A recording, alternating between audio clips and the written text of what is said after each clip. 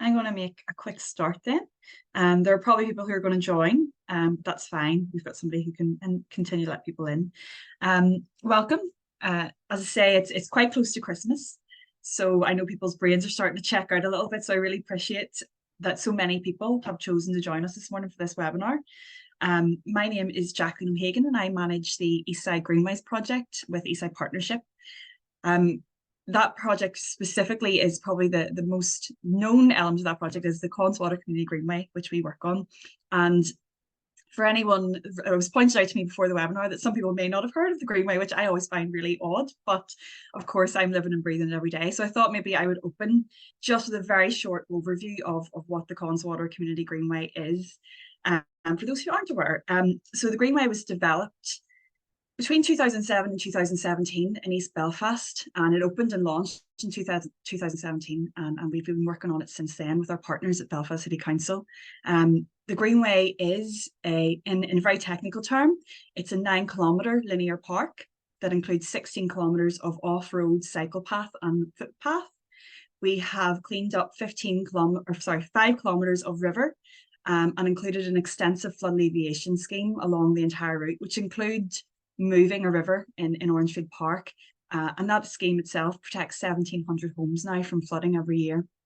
We have over 20 new or improved bridges and crossings along the route. We've created a wildlife corridor right through the heart of East Belfast that goes from Victoria Park all the way up to Craigaglen and at the Braniel, the top of Orangefield Park. We see so much new wildlife on the Greenway now, I suppose, in the context of nature and biodiversity. That's what's been really interesting for me. We're seeing kingfishers, egrets, herons, eels in the water, and stuff that might not have thrived really in an urban area, and particularly on the Connswater River in the past. But as well as that, it's connected communities to each other and to green spaces. So a lot of benefits from that. And that's just a very brief overview. There is a much longer presentation, which I'm sure some of you have seen, and if you haven't, you might do in the future. But why are we here today? At the start of 2023, Eastside Greenways and Queen's University Belfast through the Groundswell Consortium commissioned the Paul Hogarth Company to carry out a consultation piece, and we asked the question, how can we future-proof the Connswater Community Greenway in light of climate resilience?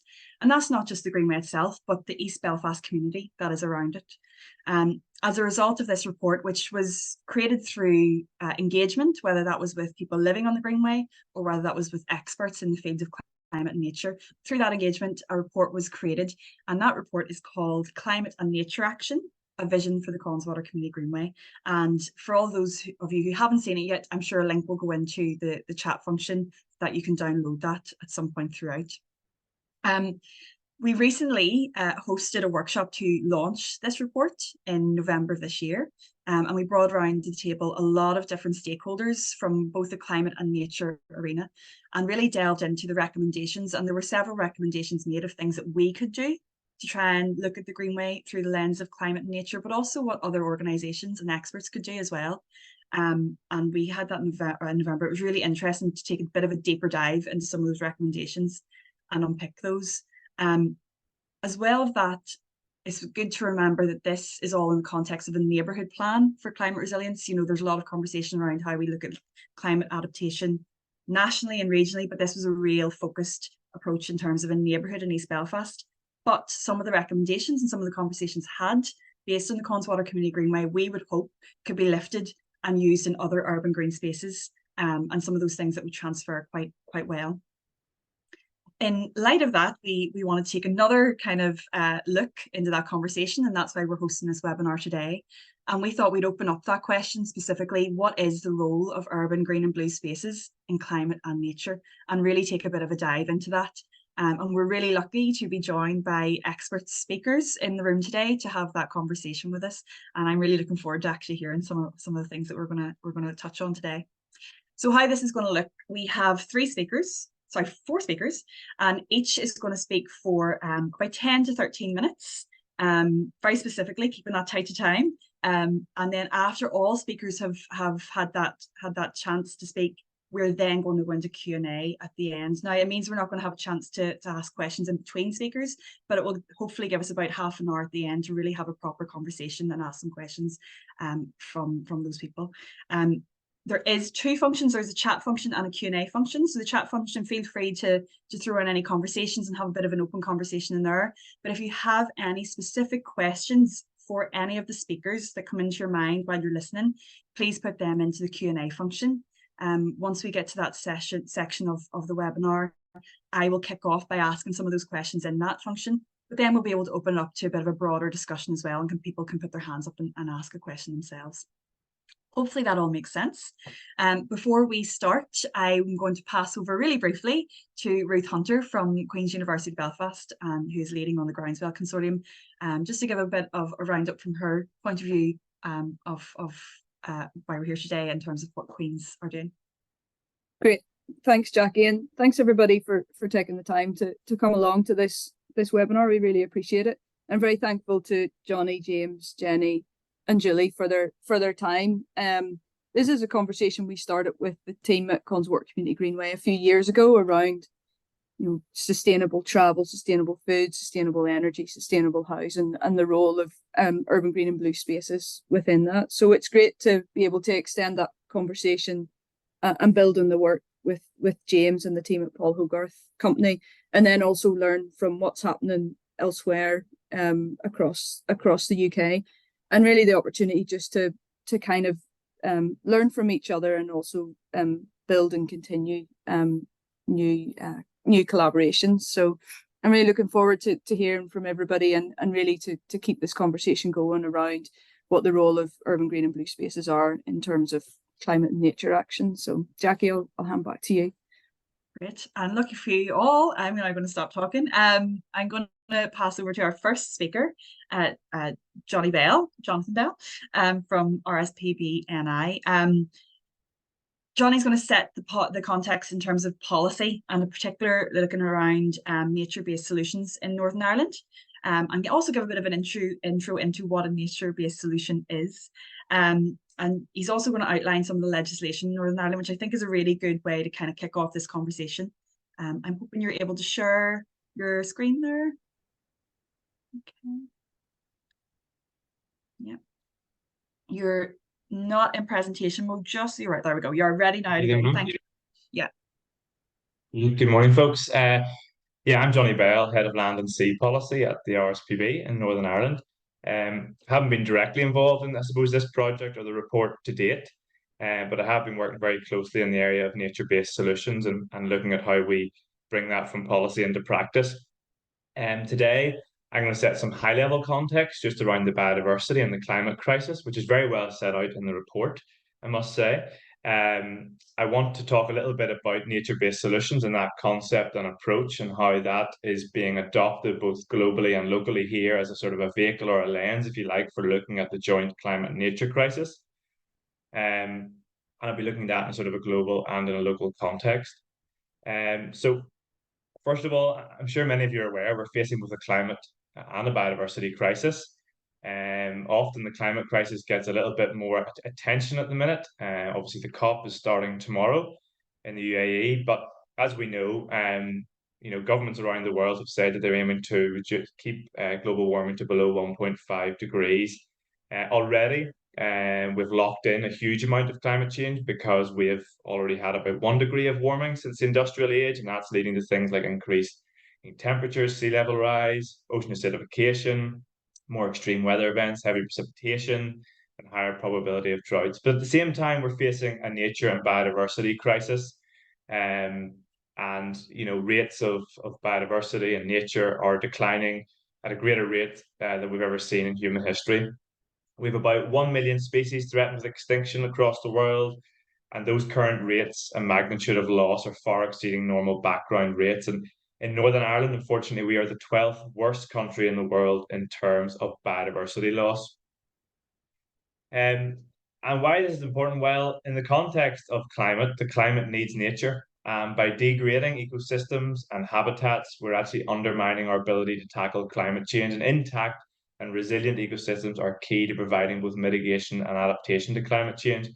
And nature needs the climate. A lot of species and ecosystems are very vulnerable to changes in temperature and weather patterns. And that's why we need a concerted effort to look at how we can tackle the climate and nature crisis hand in hand. And one way of looking at this and conceptualizing this is through the idea of nature-based solutions. And I suppose in layman's terms, we think of nature-based solutions as ways that nature can help solve a social or an economic problem. That problem could be climate change in terms of adaptation or mitigation, or it could be health, for example, mental health and physical health, where a nature intervention can help improve physical and mental well-being outcomes. Although the World Conservation Union, they strictly define nature-based solutions as actions to protect, sustainably manage, and restore natural or modified ecosystems that address societal challenges effectively, adaptively, simultaneously providing human well-being and biodiversity benefits. The Nature-Based Solutions Initiative at Oxford University, that does a lot of the academic thinking behind nature-based solutions, have identified 4 key principles that should guide our thinking around nature-based solutions. So first of all, critically, NBS can't be a substitute for the rapid phase out of fossil fuels. Some critics would say nature-based solutions is a distraction in the context of the bigger game, i.e., companies can use tree planting to offset while continuing to emit greenhouse gas emissions, and we can't have that. So nature-based solutions is very much a part of the solution. It's not the solution in itself. Rapid phase out of fossil fuels is critical. Nature-based solutions should involve the protection, restoration, and or management of a wide range of natural and semi-natural habitats and ecosystems. They should be designed and implemented with Indigenous people and local communities in mind and at the heart of these solutions. And they should always support or enhance biodiversity. So things like conifer plantations or bioenergy, where we typically grow a crop for energy purposes, for example, those are not nature-based solutions. And in a global context, there is recognition of this term now of nature-based solutions within the global biodiversity framework, which talks obviously about taking urgent action to halt and reverse biodiversity loss and put nature on a path to recovery. There's a number of targets there that member nations are required to adopt in their own plans and policies. And there's 2 specific targets, 8 and 11, that specifically mention nature-based solutions. So target 8, that talks about minimizing the impact of climate change and biodiversity and increasing resilience through nature-based solutions. And then target 11 about restoring, maintaining, enhancing nature's contribution, and again through the deployment of nature-based solutions. In a Northern Irish context or a UK context, the statutory conservation, nature conservation agencies across the UK have again recognised the importance of nature-based solutions. And in their Nature Positive report, which is fundamentally about we need to achieve a net zero nature positive world, where we need to go high nature and low carbon, one of their priorities they talk about is deploying nature-based solutions by default, so that decision makers need to ask themselves, can nature provide the solution before we defer to an engineered solution? As Jacqueline mentioned, delighted that we obviously got our climate change legislation passed last year. And one of the clauses within the legislation that we were very, very pleased to see was this clause 34, which embeds the idea of nature-based projects. So under clause 34 talks about policies and proposals within the climate action plan shall, as far as practical, support nature-based projects that enhance biodiversity, protect and restore ecosystems, and seek to reduce or increase the removal of greenhouse gas emissions to support or support climate resilience. So it's great to see there's statutory footing, if you like, now for this idea of nature-based projects or nature-based solutions, and that is a real hook or a lever for us to start to influence in this space. Just want to touch on climate change adaptation. A report that we produced a couple of years ago with the Nature-Based Solutions Initiative looked at the extent to which nature-based solutions have been adopted in climate adaptation policies across the UK, and it showed that it was woefully inadequate and identified a whole series of opportunities where NBS could be embedded in our climate adaptation plans. And as we look to review the Northern Irish Climate Adaptation Plan in the next year or 2, I think there's a big opportunity for us to integrate nature-based solutions. And it's not just nature-based solutions for the sake of the climate, for the sake of health, for the sake of well-being, for the sake of for the moral imperative to protect nature. NBS provides a real return on investment. The UK Committee on Climate Change recognises that NBS provides solutions at a fraction of the cost of engineered solutions. In a Northern Irish context, we've seen Derry City and Strabane Council undertake a natural capital assessment of their green and blue spaces, which show for every pound the council invested in the green and blue spaces delivered £22 in return in public benefits. And that was primarily because of the health and well-being benefits of people being active within their green and blue spaces. Just want to flag this project is very relevant to this report in this area, and the RSPB will be leading over the next couple of years, called Nature Neighbourhoods. It's a partnership project between the National Trust, RSPB and WWF, working with a number of community organisations across the UK. It's going to focus on the co-design of an action plan to protect and renew nature at a neighbourhood level. And the East Side Greenway is one of those communities, which is really, really exciting. And just to finish off then, some examples of urban MBS, we can see them being integrated to a certain extent in some areas around Belfast, things like parks and green spaces. Where is our landscaping within housing developments? Retail parks is probably a big opportunity and untapped potential to embed nature-based solutions. Street trees and verges are one of the obvious solutions. Biosolar roofs, something that isn't really being adopted here, and green walls to a lesser extent as well. And obviously SUDS is a key one that is a bit of a tricky one in that there's not really been any authority that has been solely responsible for SUDS and ensuring that they're embedded in new development schemes. So that's a big opportunity. I was delighted to see within the report itself, actually, that there's so many other sort of MBS solutions or options being cited there. Things like tree planting, wetland creation, SUDS mentioned, street trees, hedgerows, and species diversity, which was a really good point. We're very good at putting in trees and hedgerows, but how diverse and are they native or non-native species? Invasive species removals. So that was really heartening to see. Just spoke to a couple of colleagues who are involved in this work across the UK, and particularly in doing work with ID Verde, for example, and some of the challenges they cited around trying to get urban MBS integrated or applied at scale. And I suppose the issue of a lot of strategies and policies being voluntary and weak and lacking detail and timelines, and obviously potentially being hampered by a lack of funding. Hopefully the MBS clause that we have in our climate legislation is a bit of a statutory stick, if you like, that we can point to or use to try and integrate MBS in an urban context. A lack of resources at local authority level to apply MBS at scale. Outdated landscape design and poor plant selection. It's very typical. We see developers here will take a little tree or seedling that has been sitting in compost for a number of months and then try and plant it into a rubbly area of landscaped ground with very low amount of topsoil or compost. That tree dies, and then there's no obligation to go in and replace it or to improve it. So I think that whole issue of maintenance is critically important, and who is actually responsible for the long-term maintenance, and trying to clarify that responsibility is really important. And then the skills as well, and the knowledge and the ecological expertise to make sure that the right intervention, the right habitat creation is being implemented in the right place, and that there aren't any unintended consequences of poor siting. And then that final point just around the long-term management investment, which I've already touched upon. So just finally, I just wanted to say, I was really heartened by the report that I read. And for me, it is almost a case of that report is almost bringing to life nature-based solutions in an urban context at a local community neighbourhood level. And that is really heartening. There's a lot of good things in there. There's lots of integration between the priorities that were set out. Delighted that building biodiversity is one of the 7 key priorities, but biodiversity also features within the other priorities, and for the public questionnaire as well, to I suppose cite an overwhelming desire to create more space for nature and to allow nature to flourish and strengthening ecosystems. So I think this is a really great foundation to build upon. It'd be great to see it hopefully roll out in some sort of practical way over the next number of years. Thank you. Brilliant, thank you. Find that really fascinating, and obviously the Consultation Community Greenway is often referred to as a nature-based solution.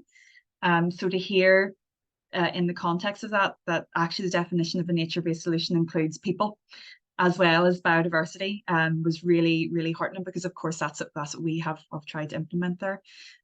Lots of things to really flag up, lots of questions I hope will come for that. But yes, I was really heartened by the number of people in our stakeholder questionnaires, including people living along the Greenway, who cited biodiversity and ensuring the future of biodiversity on the Greenway was important to them. So thank you. Our next speaker is one who's not unfamiliar with the Conservator Community Greenway. James Hennessey, a director with the Paul Hogarth Company, a landscape architecture company who are really leading the way in terms of how they approach climate adaptation in their work and in their practices. James also led on the consultation that we were speaking about today, the Climate and Nature Action Vision for the Conservator Community Greenway, and produced this report. So over to you, James. Great, thank you very much, Jacqueline, and good morning, everyone. Great to have this gathering together this morning to talk about this really important subject around climate and nature action and our urban green and blue spaces. As Jacqueline said, my name is James Hennessey. I'm a director at the Paul Hogarth Company. I'm a landscape architect and urban designer. I was fortunate to be part of the original design team way back in 2006 and 7, where we developed the concept for the Conservator, but then also were responsible for the design and delivery of several phases, including C.S. Lewis Square. And this piece of work is a small but really important one to think about the future of the Greenway and the role that it needs to play with the looming set of crises that we face. So we worked with Jacqueline and Eastside Greenways, but also with Ruth and colleagues at the Groundswell Consortium as well. And it's excellent to have that partnership between academia, the community, and the private sector to look at these challenges that we face. So I'm just going to quickly take you through the report, and I think it will be made available to everybody so you can have a look yourself. And I suppose in a way it's not a detailed strategy. It's a conversation and a conversation starter, which will then be used to inform action, which is what this is all about. We have to be looking at where we can start to bring about action. And it was very much about working with the local community and understanding their perspective on this topic, and then looking to translate that into tangible ideas for the future. Johnny did an excellent job of setting the context, and it's hard to be upbeat, isn't it, about the challenges that we face, both in relation to climate and nature. And then, of course, a topic of great interest to the Groundswell Consortium is the implications that has on health as well, on our physical and mental well-being as well. And as we were working through the reports, every so often more news was coming out in terms of the extent of the challenge that we face. So we have the IPCC climate change synthesis report, really saying that there's a low sense of urgency, unfortunately, around many issues to do with climate, and obviously a real need to act. And I guess that's March of this year, things have already got worse. But then also locally, progress in Northern Ireland is slow. We have the Climate Change Act, which is fantastic, but action is urgently needed now to respond to that challenge at the local level. I guess the Conservator itself is already doing an awful lot of work in terms of responding to the area. And I'm guessing that many of you are familiar with the Conservator Community Greenway. But what it does do is it provides extensive foot and cycle links across the whole urban area, which provide opportunities for recreation, but also for active travel as well. It plays a huge role in terms of flood defence and protecting homes and businesses. I love it when it rains. You see news reports that the Greenway is closed because it's busy doing its job in terms of being allowed to flood in certain areas. It supports wildlife along its length, and it's fascinating to speak to local people who really take great joy of experiencing nature on their doorstep. It's safe and accessible. It's the only park in the city that's open 24 hours a day. And it's constantly buzzing. There's always things happening. And I think that's a really important point to make. It isn't just a case of build it and they will come. Jacqueline and her colleagues spend a lot of time engaging with the community, organising events, harnessing the input of volunteers. And that's a really important aspect that we can all learn from the Greenway. Another important point is that a lot of people are looking at these issues, and it's really important that we work together. We're name checking some within the report. There are, of course, many others, but there's a lot of work happening within the Northern Ireland Executive, within the departments, Belfast City Council, who also have responsibility for management and maintenance of the Greenway. We're very much involved in this process and the conversations that we had. Queen's, of course, has an awful lot of different aspects to it in terms of an interest there. But then, of course, we've also been dealing with the Climate Commission, the Climate Coalition, Climate Northern Ireland, and Belfast Healthy Cities. So a lot of work went into the process here to engage with the public, and I think we were slightly concerned because sometimes it's a challenging subject to bring up with people, and it needs to be handled sensitively. But we were eager to give local people a voice. So a number of things happened earlier this year. We had a workshop with many of those partners that I just described. We had a survey, an online questionnaire, which was circulated, and we had 188 responses, largely from local people that are using the Greenway every day. I stood in a market stall in C.S. Lewis Square in the pouring rain, which was actually more fun than it sounds, and very humbling to hear how important the Greenway is to local residents. And then we had a drop-in event at the Skenos Centre, where we had groups and individuals come and share their views, including school children. And then we have another webinar as well. Some of the results of that public survey. So as I say, we had over half of the respondents live less than 10 minutes from the Greenway, and a third visit really several times a week. And as you'd expect, people are using the Greenway for leisure, for walking to and from other locations, be it walking to school or walking to the shops as well. So it was good also to have a good mix of respondents from different age groups. We didn't want to take it for granted that people shared our concern around the climate crisis.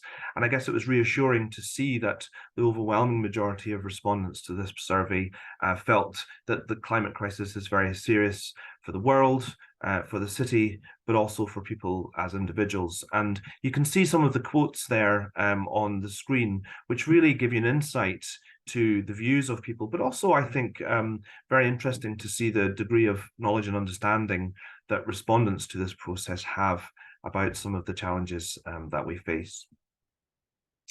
And we also put some ideas out there early doors to get a feel for people's priorities and what the kinds of things that people are interested in seeing.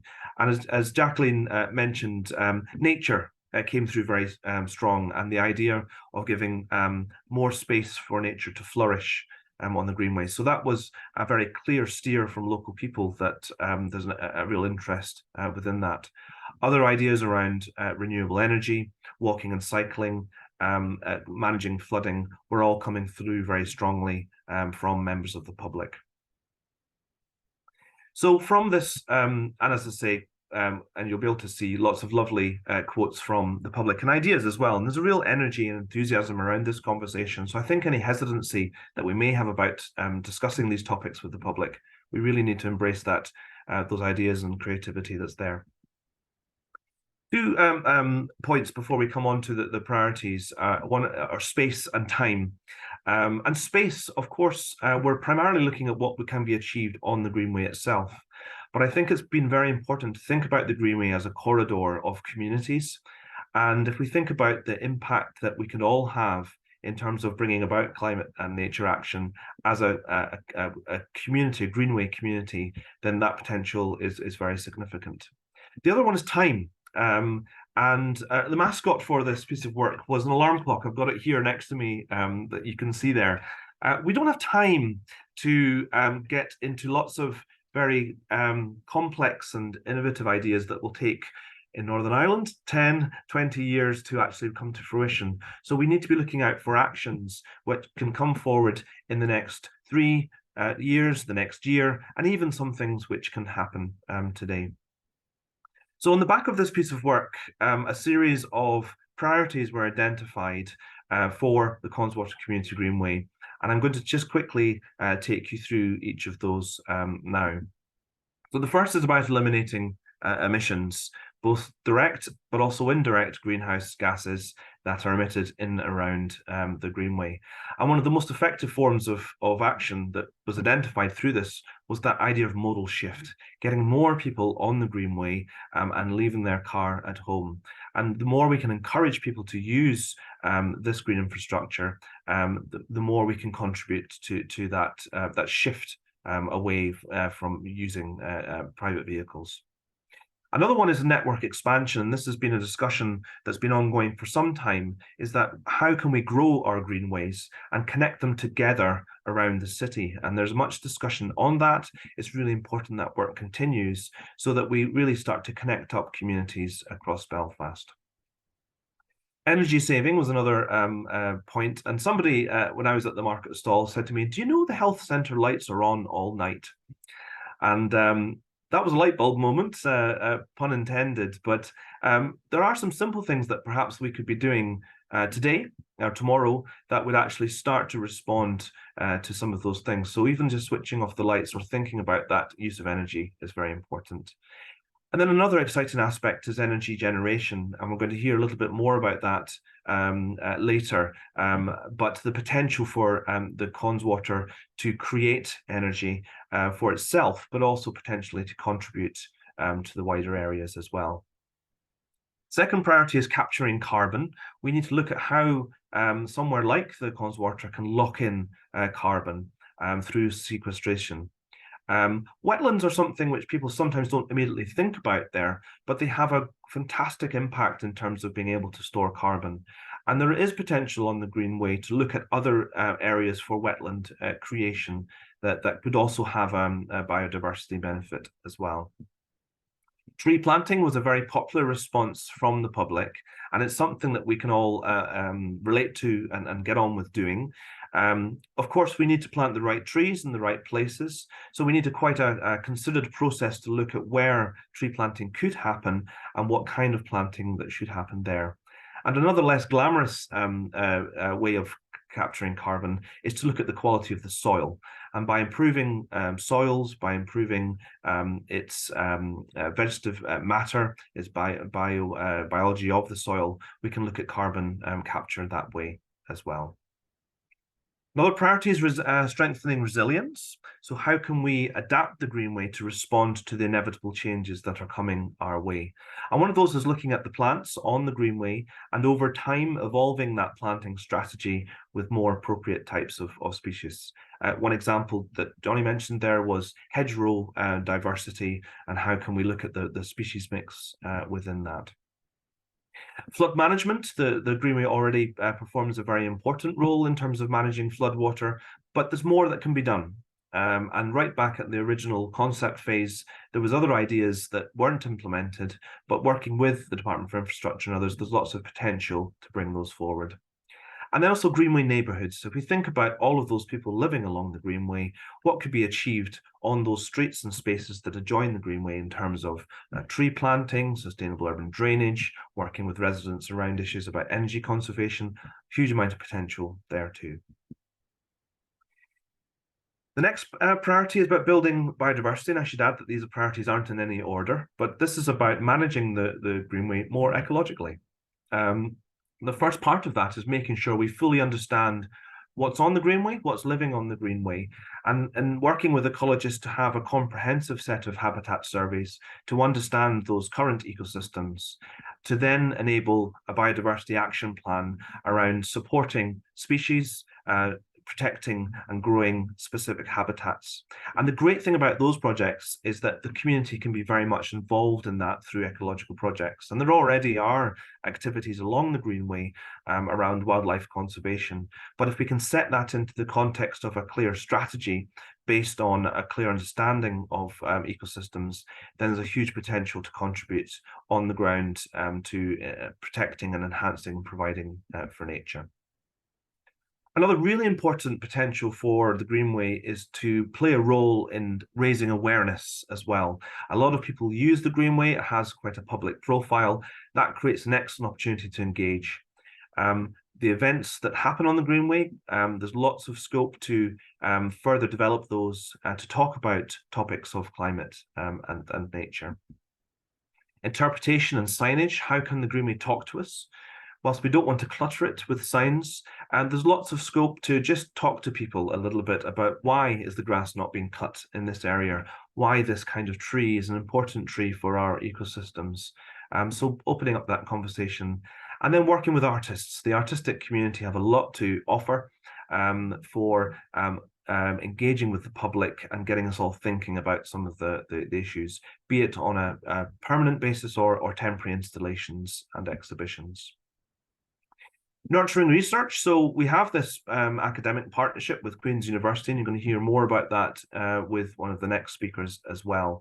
But using that relationship to really understand the Greenway, to make sure we have data about who's using it, what's happening there, what the conditions are. There's lots of scope to provide that evidence base to inform future actions, but then to also further develop and grow those academic links, not just with universities, but with colleges, and very importantly, with the schools in East Belfast and beyond as well.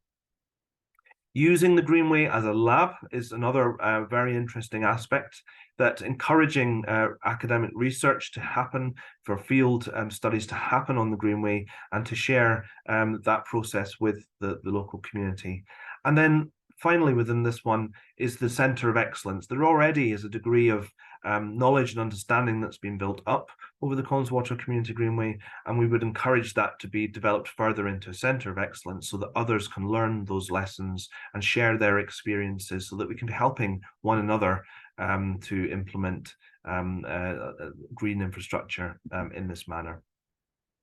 And the final priority is about sustaining activity. We need to keep things going, but this needs to last.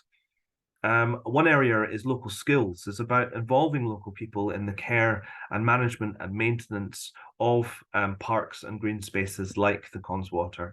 And there's a lot of need for horticulture skills, for example, for engagement skills, for community engagement, for governance. So there's lots of areas and disciplines which would benefit from training programs and getting local people involved.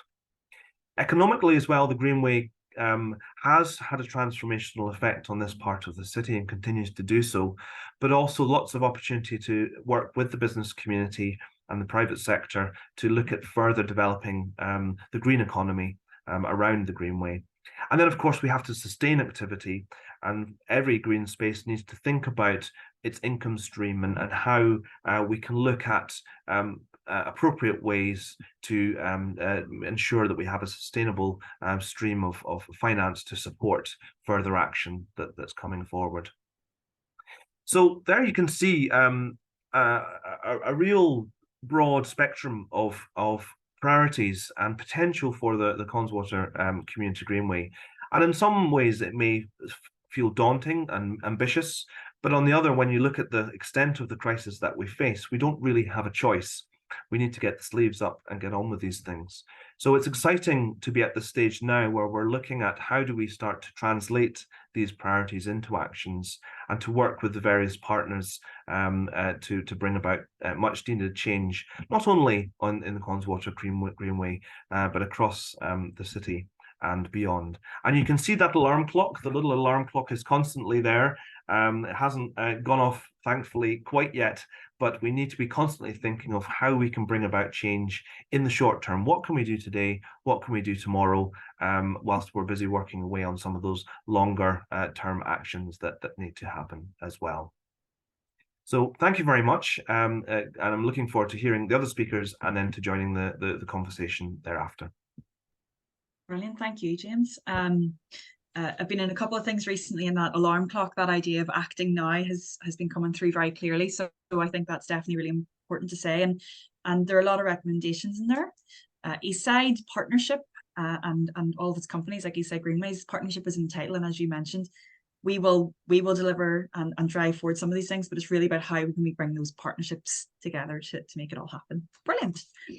So our next up is Jennifer McKinley from Queen's University Belfast, who's going to speak to us about the Upsurge Garden at Stranmillis Embankment. Upsurge is a project I have been kind of seeing bits and pieces of it, and it's really exciting. So I'm really, really interested to hear more about it. Thank you, Jennifer.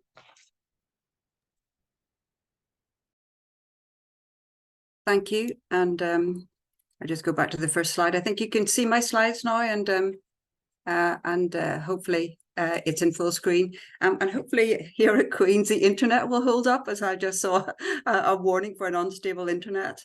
But I'm delighted to be part of this conversation, and so many of the things that both Johnny and James were talking about are just resonating and will be picked up hopefully in what I'm going to talk about as well.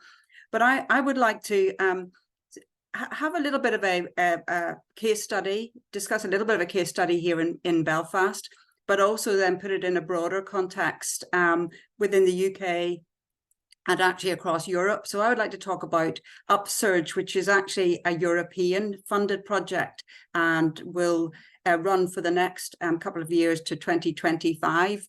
So it's quite an exciting project where we can really work with research partners, but actually much more broadly work with municipalities, so cities, and also industry, and also small startup companies.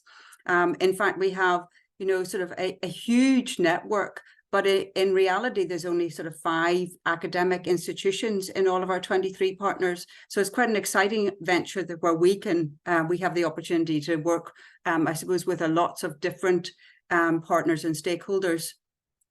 And again, this will resonate, but Upsurge is a project to really revitalize, to catalyze nature-based solutions in urban environments. And I'm really pleased that I don't have to start to describe what nature-based solutions are.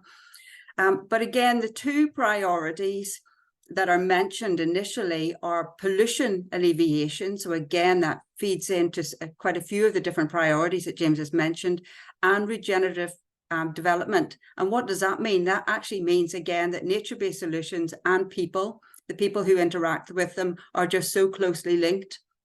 And nature-based solutions can be such a positive reinforcement and development for a city. So the exciting thing, I suppose, about Upsurge is that we actually are working with a number of different countries, but also a number of different cities. This is quite a busy slide, but I wanted to show you the broad context. With 23 partners, there's a lot of what we call work packages in this. We are leading from QUB on what is our demo site work package 5. And in that, we're working across Europe, not just with our colleagues in Belfast and Belfast City Council, who are our key partners in this project, but we're also working with cities such as Breda in the Netherlands, Budapest in Hungary, Katowice in Poland, and Maribor in Slovenia. And those are cities that really have experienced some very different climatic issues that we have here in Belfast and in Northern Ireland, but also some similar ones. And that's a really interesting thing where we can make across cities to see whether we can learn from each other. So just to highlight a few things within the different work packages, and I suppose to pull out that we really want to use these cities to develop evidence base for the benefits of nature-based solutions, because I think we can talk about that we all need it because of the crises, the climate and biodiversity crises, but actually we need to provide an evidence base to be able to show what is the economic benefit, what is the benefit for populations, what's the benefit for health. Because we can admire the problem, but we actually need to do something and provide the evidence so that people within policy and power will actually take account of what we're saying. So within Upsurge, there is a strong evidence base, a research base in trying to co-create, and I'll talk about that in a moment. Again, it's something that resonates with the other speakers. We need to co-create these solutions. We need to test them, and that's what our demo sites are all about. How can we actually test these? We now need to actually monitor baselines. So we need to measure what was the situation like before, and how are nature-based solutions then providing an improvement on that. And there's a lot of digital data that can be generated, and how do we make use of that? And how do we make it then accessible to other cities and other researchers and other industries that might want to actually use and take this forward? So it's all about analysing, preparing, demonstrating, digitising. Those are the key words within this Lighthouse project. I should stress that it really is an opportunity to bring together lots of different partners to work on these different issues, so that we can provide a lighthouse for others to come to want to join in this nature-based solution discussion and take it forward. Again, apologies, a slightly busy slide, but I think I wanted to highlight some of the key things. And again, this fits in very clearly with some of the things that James has been highlighting in the priorities for the Greenway. In the decision-making configurator, that's a sort of a convoluted way, maybe a European way of saying something, but what it really means is, how do we help people make decisions? And these can be decisions about what sort of plants should we use. We want to avoid bringing in invasive species. We want to have information that will help us if we're spending money on a lot of planting or trees or biodiversity. How do we know that they are resilient? What can we show to provide the evidence that these are actually going to be much more tolerant if we have flood conditions? If we bring in different types of nature-based solutions, where do we find, where the different types of nature-based solutions are? How do we know what works at our climatic regimes? How can we project to what we expect to be wetter and warmer winters? So how will they work in those? Will the nature-based solutions that we implement today be the right ones for 10 years' time? So where can we go to find that information out? Who is involved in this? Who's involved in this discussion within our own cities, within our own countries, within the UK, but much more broadly? How can we actually make that contact to talk to others in different cities, to go, what was your experience? What worked? What didn't work? And that leads on to matchmaking. How can we then link up different cities and partners to say, can you come over and talk to us about your really good, excellent practices that have worked and what hasn't worked? Be honest about what hasn't worked, perhaps. And then how can we sort of provide this, what we call a self-checking tool for cities? So can you go in, are we open enough to say, this worked for us and it had these success measures. This didn't work because of such and such, and how did we then adapt it?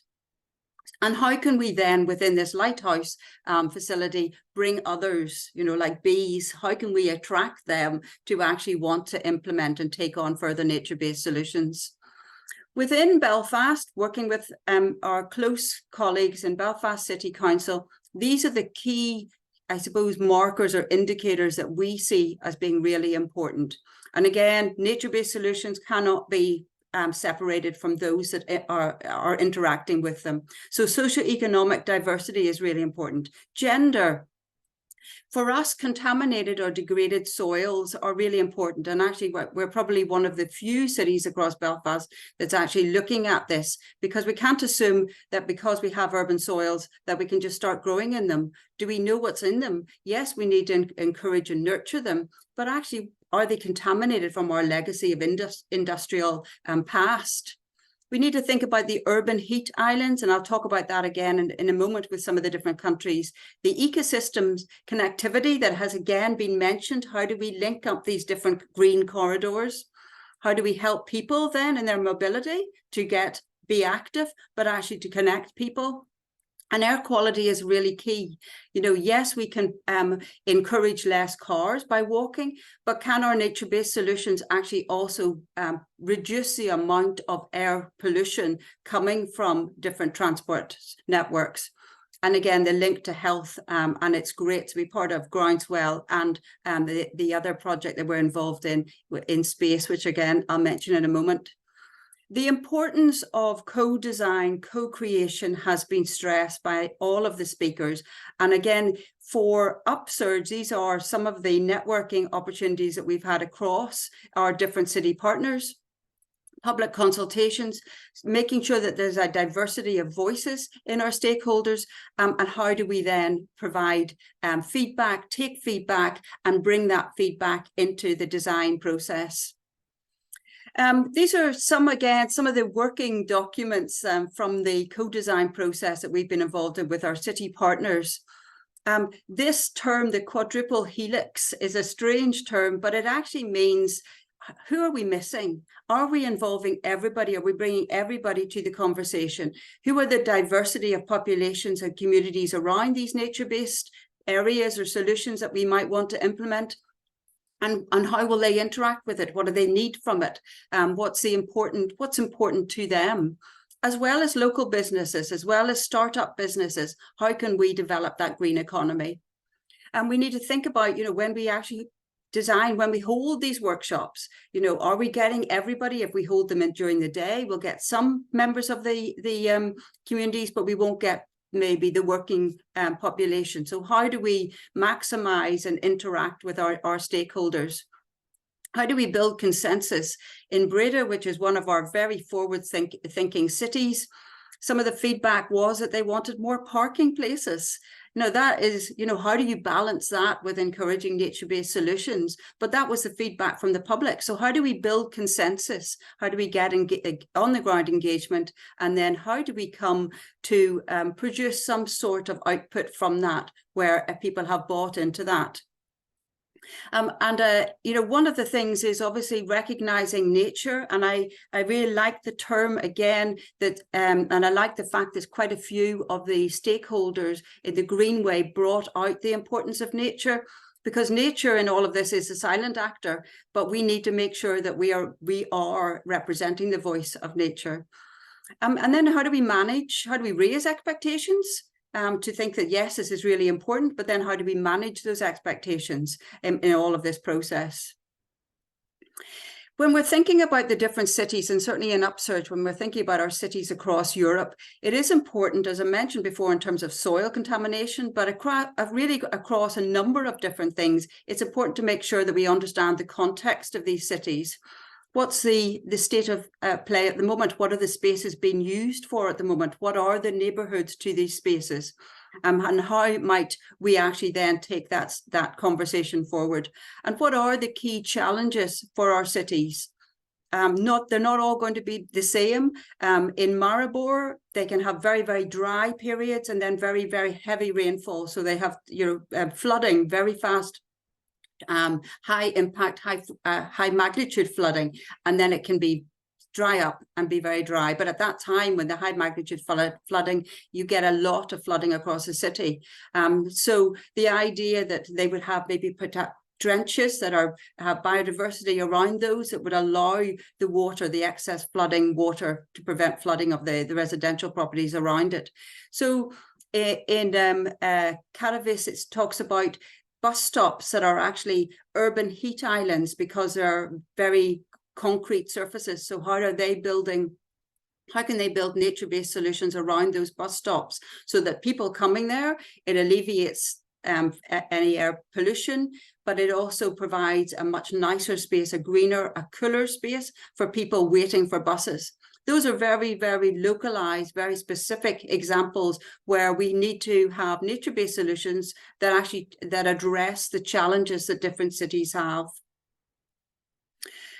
These are just some of the conceptual designs that have been starting the conversation in each of the cities. The one in the middle, you can see for Belfast. Again, Upsurge is not going to be able to fund all of this, so it's about leverage. It's about working with the stakeholders that are involved, such as, sort of for Belfast, obviously Friends of the Field, Botanic. The Botanic Group are obviously really important, as well as many, many other stakeholders. And we're working with them to see what is the best solutions for Belfast.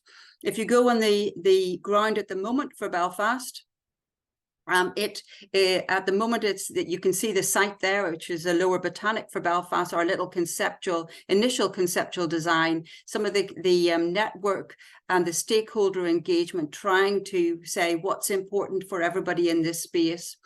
But at the moment you might find a research garden which has fences around it, and then the community garden which also now has fences around it, and one pathway, an additional pathway through it. I just want to mention a couple of things. In terms of the research plots, this is where we feed into that whole research element, again, that James mentioned, so important. In this particular case, Jennifer Newell is our PhD student, and Jennifer is has done an assessment of the soil so that we know it is contaminated due to the legacy, the industrial legacy we have. Therefore, raised beds are going to be the only option.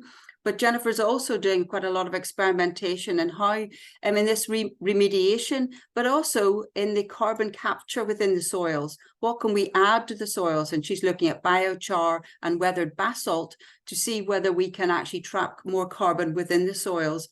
So again, that's a really nice interaction between the local community and a research plot. I should say our colleagues within the stakeholders and Friends of the Field are so supportive in encouraging Jennifer in her research.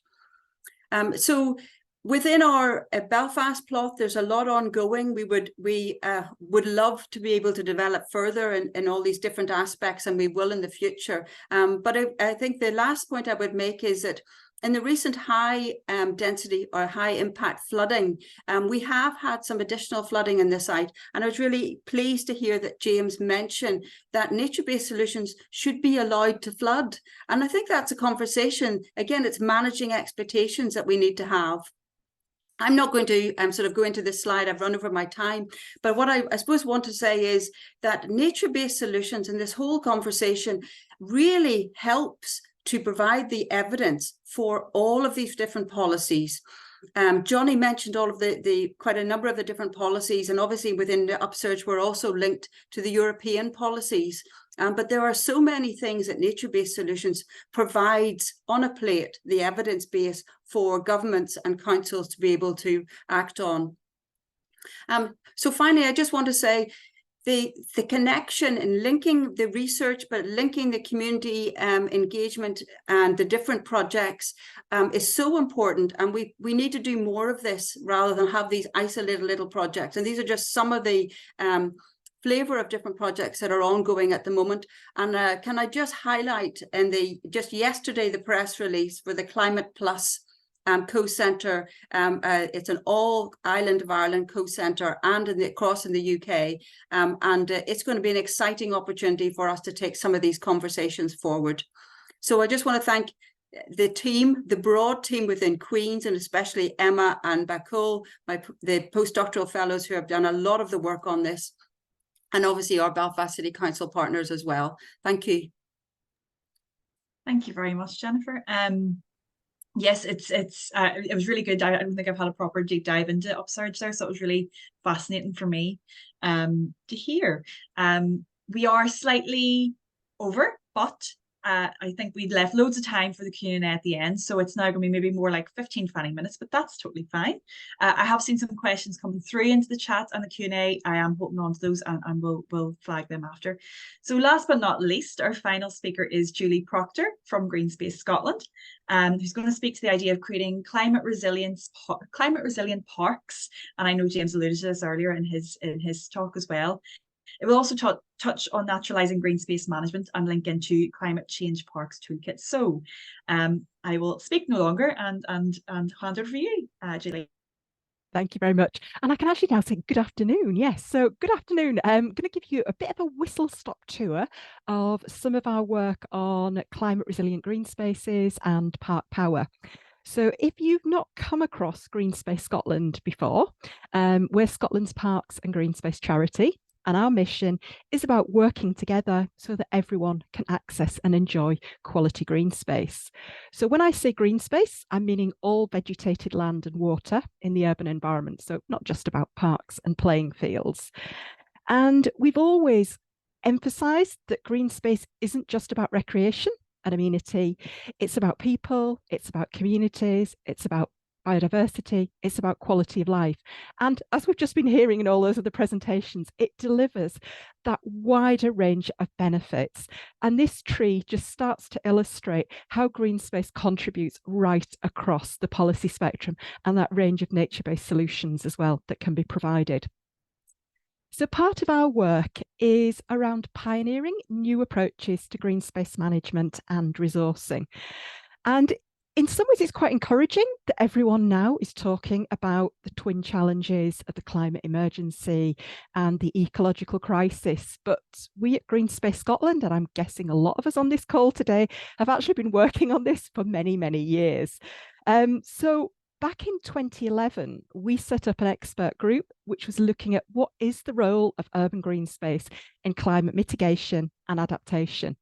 And that study led on to work looking at what would a climate resilient park look like?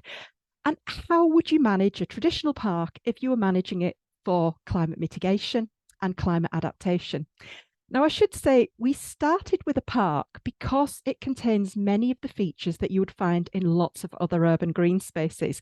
So this resource isn't just about parks, it actually has application across many different types of urban green spaces. And what we did in this piece of work was we worked with a range of colleagues, and we identified different management, different retrofitting options for grassed areas, for woodlands, for wetlands, for paths, for buildings, for lighting, and so on. And what the resource pack does is it takes each of those and it sets out opportunities, things to consider, and a range of different examples. So there's quite a lot of read across and parallels with some of those priorities and opportunities that James was identifying in the recent work that they've done. What we then did, and this is part of how we work in terms of pioneering, is we then worked with a number of different councils to take this resource, to apply that thinking and take these resources and put them into real green spaces, working with local communities. So Hazelhead Park in Aberdeen was our first climate change park. And here it was the role of green space in water management and tackling flooding that was a really key strand of activity. And that was about flooding within the park, but also how the park could actually resolve a number of flooding issues in surrounding areas.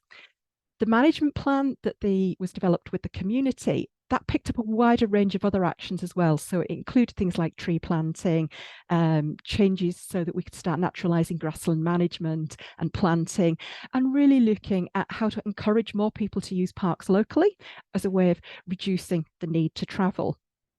But I think one of the things that was actually most interesting for me about this was the influence that this project had with the council that went beyond Hazelhead Park, because what it means is that the council are now bringing a climate resilience lens to the management of all of their parks and all of their green spaces. So that was quite a significant culture shift.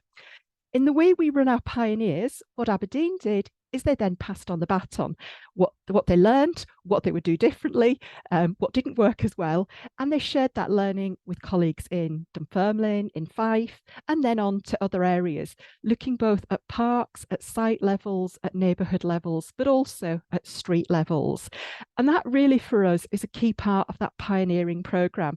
It's about sharing all of that learning, sharing all of that experience and all of that practice, so that a kind of a Team Scotland approach where we're all getting better at doing this collaboratively. But when we look at parks through the lens of climate change, yes, we did all of those usual things around tree planting and flooding and so on, but it also led us on to develop a programme that we call Park Power. And that was really about looking at opportunities to generate renewable energy from our parks and our green spaces. And you'll recognise this image, you've seen it before, but what we did is we took that same typical park and we said, what would this look like if we manage this for both energy generation and for energy storage? So our first Park Power Park is in Edinburgh at Saughton Park, and that is where they have ground source heat boreholes, which are heating the park buildings. And they've got a micro hydro scheme in the river that is providing the renewable electricity to power those heat pumps. And what we really find is that one of the really big attractions of using ground or water source heat pumps is that once they're installed, after you've had that initial disruption, they are completely invisible. So the park continues to be used for play, for recreation, sports is happening on those sports pitches, community gardens and allotments are still growing fruit and vegetables, but all the time, silently, invisibly, below the ground, we are generating heat for our buildings. But then it gets really interesting when that heat from the park could actually be exported through a district heat network. So it could start to heat adjacent public buildings. So hospitals, schools, leisure centres, council offices, and perhaps also to start heating housing, and particularly social housing. And that's where it could start to have a huge impact on alleviating fuel poverty and improving health. So there's a park power scheme currently in development at Strathclyde Country Park, and they got funding from the Green Growth Accelerator programme to develop a business case. And this is about harnessing power to generate low carbon heat for nearby homes and for public buildings. And what it will involve is installing a water source heat pump within Strathclyde Loch, within the park, but also solar canopies over the car parks to start generating electricity. So again, how do we have electricity to power the pumps? So we've gone from going, oh, interesting idea, some feasibility studies, to actually, these things are actually starting to happen and deliver on the ground. But when we talk with energy colleagues and park managers, one of the biggest barriers that they identified to developing this type of park power project is how much it costs to do the upfront work on feasibility studies. So we started to think, is there a way where we could identify the sites with most potential before you get to that stage of commissioning those expensive feasibility and technical studies? So we'd already worked with Ordnance Survey, and I'm conscious, unfortunately, you don't have Ordnance Survey in Northern Ireland, but we developed OS Greenspace. So what that means is we knew the location of all of the parks and green spaces in our urban areas. Scottish Government had a heat map which identified where there was a demand for heat. So at its very simplest, just bringing those two data sets together means that you could start to identify where green spaces are adjacent to areas of high demand. We've then added in a lot of other data sources, and I won't go into the technical details, but the full methodology is available on our website if anybody's interested in that. But what we did on that Scotland-wide analysis was we were then able to produce an interactive dashboard, and that gives councils and others a really quick way to identify where are the parks and green spaces with the greatest energy generating potential. What we found, a couple of headlines, is that nearly 2/3 of our parks are in areas that could be considered suitable for district heat networks. Using just 20% of the land within those parks could generate enough heat for 15% of Scotland's households. So put that into context, that is about heating every house in Glasgow and Dundee. But parks are really just a small part of each area, and our cities are actually more green than grey. So if we look at Aberdeen, only 8% of the area is parks, but 63% of that area is green space. So that led us on to green heat in green spaces. And that kind of takes that method we developed for parks and it extends it to other urban green spaces, but also critically to urban rivers. So what the Green Heat in Green Space project found is that Scotland's urban green spaces and our rivers have got the potential to supply nearly 80% of the heat demand of Scotland's towns and cities. So the potential is absolutely huge. But, and there always is a but, until now, very few schemes have been able to progress beyond that techno-economic feasibility stage. And that's because they failed to stack up financially. And that was when compared against the cheap cost of gas, what people in that sector call the gas counterfactual, but also the very large capital sums that are required for infrastructure. But if we think about the last couple of years, gas isn't actually as cheap anymore. And we are going to have to phase out gas. So what we are starting to see now is some projects that had been sort of sitting on the shelf, almost ready to go, are now starting to be able to make progress.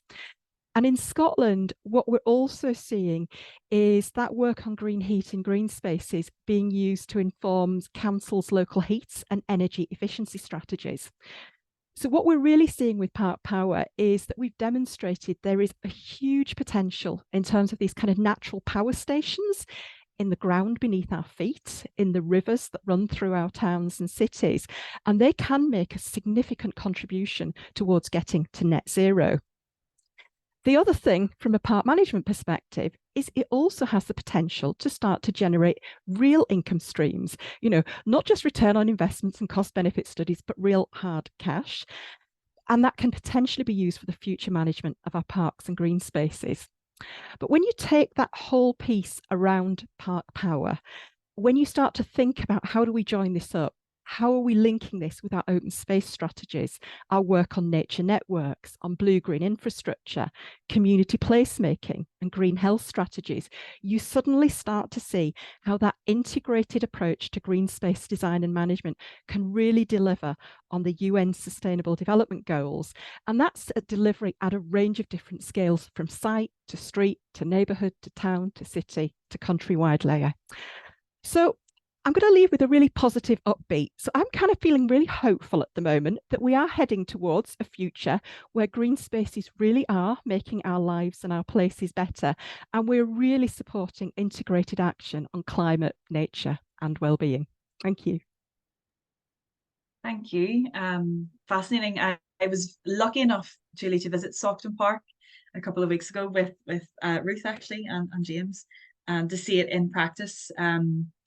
What I was struck by was, this idea of a park that can generate energy seems so outside of our scope, but it's happened and it's happening now, which is great. Okay, so we still have 15 minutes for a bit of Q&A and discussion, which I think is fantastic. I'm going to ask all of our speakers to get their videos back on. And we have a few questions that have come through. So I'm going to kick off with those and then open it out. Okay, so the first question I am going to ask, and this is just in the order that they come in, so that's the only way I'm going with that order, is from Dwayne. I think this is aimed possibly at James. Is there any possibility that artificial grass, impermeable paving could be regulated by the Planning and Service and Building Control? Does this legislative responsibility rest with the Department of Infrastructure, or can a local authority legislate for this? I suppose it's around that idea of there is a real trend towards manicured high design gardens, and how does that link in with nature-based solutions? Yes, thank you. Wouldn't that be fantastic? I mean, I think it's a concern for everyone in terms of the proliferation of plastic lawns and the impact that can have on the environment. I kind of think we're waiting for a bit of leadership from government on this. I'm not seeing an awful lot of signs of that yet, but I think you would want to see some movement there to embolden councils to take a position on this, because I'm not sure there is much in the way of regulation that's happening at the moment, but others on the call may have more up-to-date knowledge of that. What James is saying there, I mean, I don't think there's any mechanism at the minute for sort of clamping down that, but it is something that councils could look at. But I think there's a big education piece there as well, and a cultural piece about, tidiness and manicured gardens, and yeah, there's a big communications piece I think that needs to be done with society in general, just around understanding the potential impacts of these sort of new fads, if you like. Yeah, that's part of a conversation that we're starting to see happen in urban areas as well, particularly around, in Scotland, local authorities are now tasked with creating nature networks. So looking at, how do we join all of those green spaces together? And some interesting conversations coming in about how individuals with their gardens could be part of the nature network. Because hearing again around people who are managing their gardens for wildlife are often being criticised by neighbours for having scruffy and weedy gardens and so on. And people saying, could I have a little sign that goes, I'm part of the nature network? So I think there is a lot of cultural change and a lot of, education, because we do need to start to understand why we can't deck and pave over and plastic grass everything, but it's a really difficult one, I think, to challenge through the planning system. So I think it almost has to be around behaviour change. And I think, we've seen some of those campaigns around peat and various other things. So it all ties in to that communications aspect. And Jacqueline, if I might just add a point. One of our colleague, our cities in Budapest, one of their nature-based solutions are rain gardens, but there are private and public rain gardens. So they've actually done quite a lot of work in developing the public ones, but also in encouraging private ownership of their gardens to become rain gardens, and encourage them and educating them in what that might be. So, in I suppose the benefits of that for those residents, as opposed to plastic grassing, is sort of evident whenever there are these high sort of rainfall and flooding events. So I suppose that, that's another way of working with the public to really educate, as well as councils, obviously, to educate in that way. Yeah, I think that definitely from what I'm hearing there is something in lobbying for more legislation and policy around that. But you're right, that behaviour change needs to come along with it, because a lot of people still have a very specific view on a manicured garden. I'm going to move on to the next question so that we can get through a few of them. And this is coming from, and I hope I pronounce this correctly, Roxandra. And this I think for James again, how do you know you had good coverage for engagement? So this is kind of that idea of how were we assessing, how we're engaging with the community that we were during the consultation piece. And I might start just a little bit on this, and then you can come in, James, because this is looking at access for engagement, and that's something that the Connswater Community Greenway and Eastside Greenways team are always very conscious of. We as an organisation are based in East Belfast. We're based within our community sector. We're not a separate entity. We're a part of that community sector. So we are always engaging, but we also recognise there's always more learning on how we can continue to engage with some of our more vulnerable communities, or people who are maybe not accessing that engagement in the best or easiest way.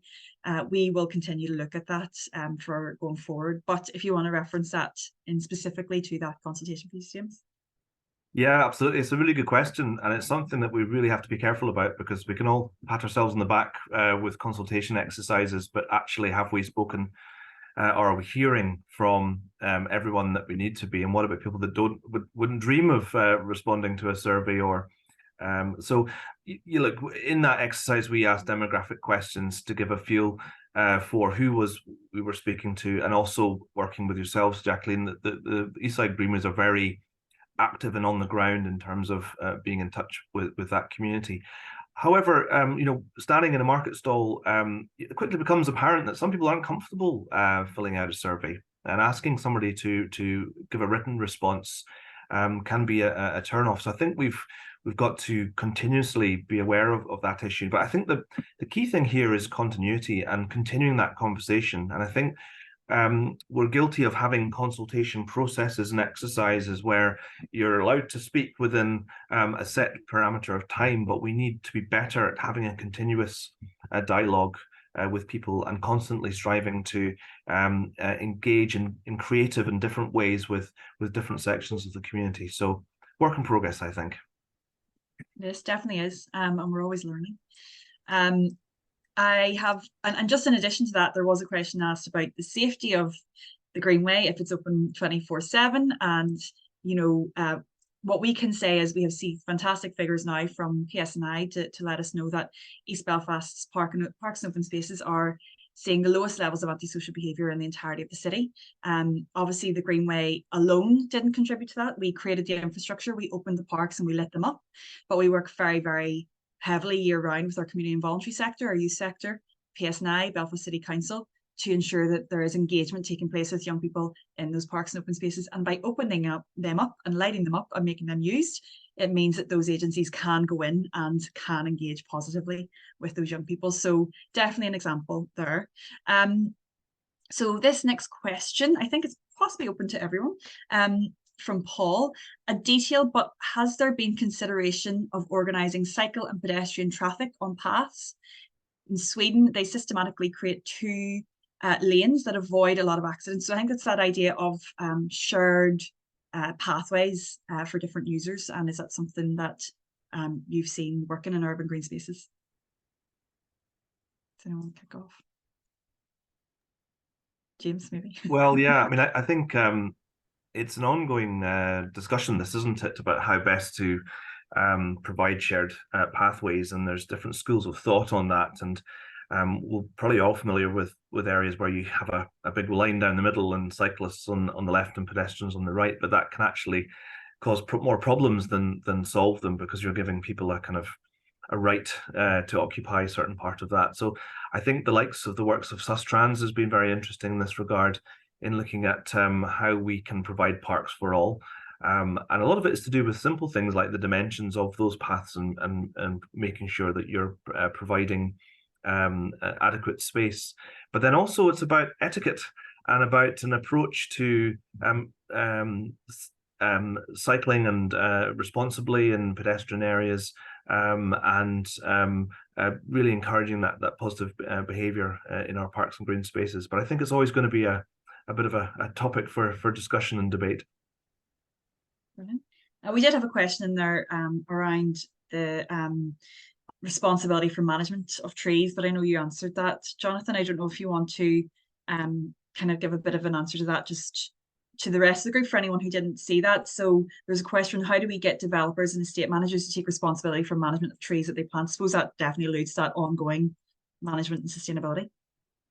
Yeah, I mean, it's a tricky one in terms of it ties into the sort of ongoing maintenance of sort of landscaping works, whether it can be done through planning condition, but ultimately, you know, we would like developers to see that they have a moral obligation to do these things right. And in the public procurement process, there should be sort of stringent criteria, if you like, to show that developers have a track record of doing, you know, landscaping, nature-based solutions well. And that should tie into who's appointed for a lot of these sort of public contracts. In terms of private developers for other sort of privately owned sites, it's maybe slightly more difficult. But I would just like to see, I suppose, developers take responsibility and understand their moral responsibility and obligations around this. Again, whether something could be done more specifically through the planning process, whether that's in terms of the maintenance contract that developers are required to deliver post-development, something like that, perhaps. Anyone else want to add to that? Or any thoughts? No. Oh. I was going to say, I think the only thing to add to that, I think the bits that we don't do well generally around urban green space is the beginning part and the end part, you know, in terms of the engagement, the ecological surveys, the design work, getting the right planting, getting the right management regime, and then the ongoing management, maintenance and activation. And I think it's a huge challenge, and there's a political message kind of needs to come in here, because so much of the funding, when funding becomes available, is capital funds on a challenge fund basis. And actually, what we're seeing with the sort of projects we've seen here today is about the importance of the collaborative work, the co-design with communities, the time to develop the plan. And that is a revenue kind of process. And if you do that, you can then spend your capital sums wisely. But I'm quite worried as we go forward that there's quite a lot of, you know, capital challenge funds still on its way. And the challenge for us all is how to use those wisely and then how to maintain them going forward. So sorry, not an answer, but a problem just to share that I think, you know, we all need to look out for all of the sites we're working on. Yeah, very true. I have one.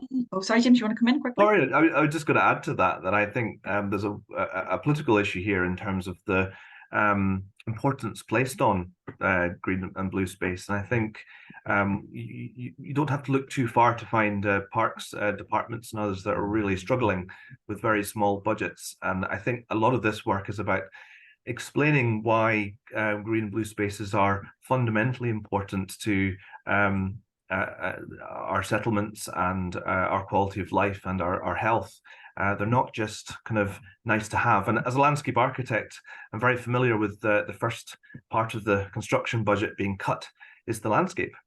People still see it as a bit of a luxury rather than an essential part of a project. So I think we've all got work to do to keep banging the drum about the importance of investing properly, not just in the construction and capital works around green spaces, but the care and proactive and creative management of them into the long term.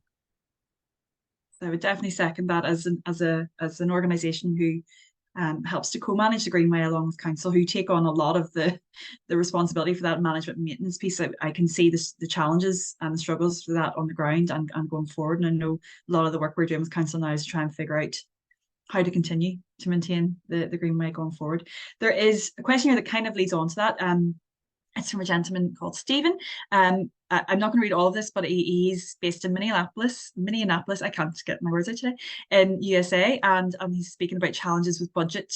And the question in here is there any experience with developing an economic argument to protect local habitats? So I suppose I just wanted to put that in because I think it links to what we've just discussed. Has anyone any thoughts on that, or have any experience? I think certainly. Sorry, on you go, Johnny. After you. Okay, I was really just going to say we're starting to see a lot of attention turn now to natural capital accounting, and particularly it's actually some of the NHS sector has led a lot of this work within Scotland, work we did with NHS Lothian particularly, and that is starting to put that economic value on those wider range of benefits. I have to say, as an ecologist at heart, sometimes worry that we are monetizing everything, and actually there are other reasons, why we need to do that. But if we do need to get into those economic arguments, a lot of the evidence is actually there. So I'm going to hand over to Johnny, because I guess you've been looking a lot at that sort of natural capital accounting approaches as well. Yeah, I mean, the conservation sector would be probably quite split around the role of natural capital, and there's obviously probably some people on the left who would argue that this is really subscribing to the whole idea that the economy is more powerful over nature and the environment, whereas they would actually rather see fundamental economic reform. But my view is, I suppose, in the context of the economic system that we have and the policymakers and politicians that are very economically focused, it is a good way in terms of through economic valuation and natural capital assessments to demonstrate often the hidden value of nature in terms of what it delivers from a public value perspective. It's not always that clear what a peatland or a bog or what might look like a scrappy area of land within the city actually contributes, but there is a huge carbon value potential. There's a huge public health and well-being benefit, and that has obviously a value that can be attached to it. So there's a lot of studies out there, and even studies showing that the enhanced natural capital value, if we improve access to high quality nature rich green space. So there's quite a lot of studies from across the UK and Ireland that would provide a sort of a wealth of evidence to support the economic return on investment that you get from nature-based solutions. It's a low cost, high gain intervention. Jennifer? Jacqueline, maybe just a comment. I think Stephen also mentioned the issue of invasive species. And I know that Belfast City Council and other councils are having their own nurseries. So being able to control and develop and working with other stakeholders actually grow the local, the right species for the right area. And I think that goes again into, the evidence base. What are the types of planting that we should do? What are the types of plants that encourage biodiversity, that encourage sort of the wildlife, rather than just going for something that an invasive species in particular. So I think that's a really important point.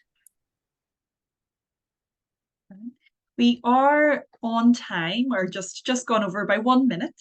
So I'm unfortunately going to have to stop the questions there. And we are getting quite a few coming through. So apologies for anyone who hasn't been able to get those answered. I will have a chat with the guys here running the technical side of this to see if any of those questions can be answered in a chat and sent to people in some way. I want to take a second to thank all of our speakers this morning and into this afternoon. Jonathan, Jennifer, James and Julie, and it was not on purpose that every speaker and the chair in this session has a J at the start of the letter, but it's just by pure chance. Thank you so much. I found that fascinating, and I know everyone else in the chat and in the Q&A, the comments we've seen through are saying very similar things, and some really interesting conversations. And I hope this is only the start of it. As we mentioned before, the document that we created through the work with Paul Hogarth Company and with Queen's was for us only a start of conversation, and bringing more people together who are not already a part of that partnership, and hopefully long may that continue.